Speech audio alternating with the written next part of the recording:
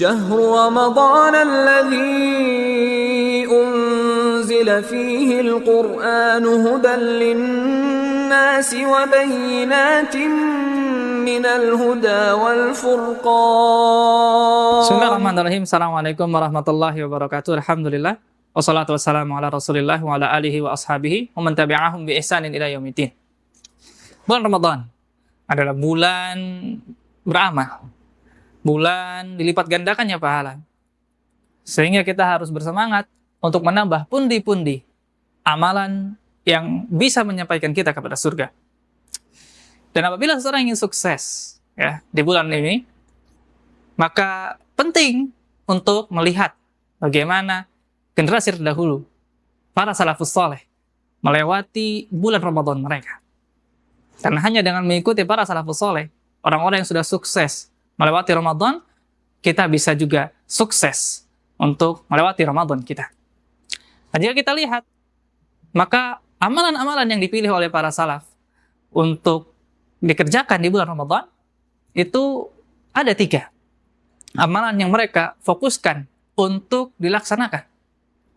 Amalan yang pertama tentunya adalah bertadabbur dan tilawah Al-Quran. Sebagaimana Allah berfirman, "Syahrul Ramadhana unzila fihil Qur'an." Karena Ramadan adalah waktu diturunkannya Al-Quran, maka para salaf memenuhi waktu-waktu mereka dengan tilawah Al-Quran. Sebagaimana Jibril alaihissalam turun setiap Ramadan untuk memurojaah hafalan Nabi tentang Al-Quran. Oleh karena itu para salaf pun mengikuti contoh ini dan memperlama interaksi mereka, tadabbur mereka terhadap Al-Quran. Dikatakan Ibnu Mas'ud radhiyallahu anhu, beliau menghafalkan Al-Quran setiap 3 malam. Sahabat lain, Tamim ad-Dari, menyelesaikan Al-Quran dalam waktu 7 malam saja. Dan itu diikuti oleh para tabi'in. Para tabi'in pun seperti Sa'id bin Jubair menghatamkan Al-Quran dalam waktu 2 malam. Dan tentu yang paling masyhur kisah Imam Syafi'i rahimahullah yang berhasil menghatamkan Al-Quran sehari 2 kali. Sehingga total beliau menghatamkan Al-Quran 60 kali dalam 1 bulan. Namun, ini juga tidak bertentangan dengan larangan Nabi SAW kepada sahabat Abdullah bin Amr bin Al-As untuk menghatamkan Al-Quran di bawah 7 hari. Kenapa? Ibnu Rajab rahimahullah berkata, menjelaskan ya tentang ini, itu jika dilakukan di luar Ramadan atau menjadi kebiasaan setiap waktu. Namun, jika dilaksanakan di bulan yang penuh berkah ini, di bulan Ramadan yang memang harusnya kita berinteraksi dengan Al-Quran, maka hal tersebut diperbolehkan. Terutama bagi orang-orang yang sudah mampu mentadabburi, sudah faham dengan apa kandungan Al-Quran, maka mereka bisa memaksimalkan interaksinya. Amalan yang kedua yang bisa dipilih, yang dipilih oleh para salaf, itu adalah qiyamul lail. Kenapa? Karena Nabi SAW bersabda, "Man qama Ramadhana imanan wa ihtisaba, ghufira lahu ma taqaddama min dzambihi." Karena siapa yang menghidupkan malam imanan wa ihtisaba, secara iman dan mengharapkan pahala dari Allah, maka akan diampuni dosa-dosanya. Dan para salaf terus ya menggenjot qiyamul lail mereka.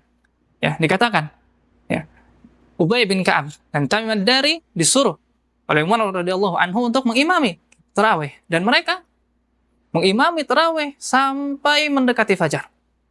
Menunjukkan semangat mereka dalam qiyamul lail. Ya, begitu juga Utsman bin Affan. Beliau bahkan menghatamkan Al-Quran dalam 1 rakaat. Dan terus sampai full 1 Ramadan. Berbeda dengan sebagian kita yang mungkin kendor. Ya, kendor, makin kesana makin kendor. Padahal Nabi SAW bersabda dalam hadis yang lain, "Man qama lailatul qadri imanan wa ihtisaba, ghufira lahu ma taqaddama min dzambi." Barang siapa yang dia menghidupkan malam Lailatul Qadar, imanan wa ihtisaba, beriman dan juga mengharapkan pahala dari Allah, ghufira lahu ma taqaddama min dzambi, dia diampuni dosa-dosa sebelumnya. Menunjukkan para salaf dari awal sampai akhir, bahkan di 10 hari terakhir lebih gas lagi, lebih bersemangat lagi untuk berqiyam Ramadan. Sehingga ikuti. Ya, jangan kita di 10 hari terakhir sibuk ya memenuhi pusat perbelanjaan, bukan sibuk memenuhi masjid-masjid Allah Subhanahu wa taala. Amalan terakhir yang difokuskan oleh para salaf dahulu ketika di Ramadan adalah bersedekah. Kenapa? Karena Nabi SAW dikatakan dalam hadis Ibnu Abbas bahwa selain beliau bertadarus dengan Jibril, beliau juga sangat dermawan dalam bersedekah di bulan Ramadan.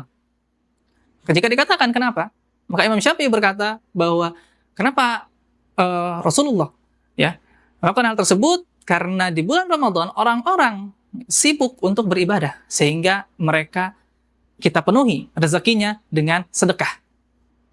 Dan dikatakan bahwa Abdullah bin Umar, dia tidak mau berbuka puasa kecuali bersama orang-orang miskin. Begitu juga Az-Zuhri. Maka amalan beliau sering baca Al-Quran, beliau bersedekah kepada orang-orang, mengajak makan. Dan juga yang luar biasa dari Hammad bin Abi Sulaiman, beliau setiap bulan Ramadan memberikan buka puasa kepada 500 orang. Dan tidak cukup dengan itu, di hari Id ditutup, ya di penutupan Ramadan, beliau memberikan 100 dirham kepada orang-orang yang beliau bagi buka puasanya. Maka para sahabat, ya, dalam bulan Ramadan ini mereka sangat bersemangat melaksanakan 3 amalan ini. Dan kita, jika ingin sukses dalam Ramadan kita, maka ikuti para sahabat. Dan tidak menafikan amalan-amalan lain, namun ini adalah potret para salaf yang telah sukses dalam Ramadan mereka, dan kita pun ingin sukses, maka ikutilah contoh mereka. Assalamualaikum warahmatullahi wabarakatuh.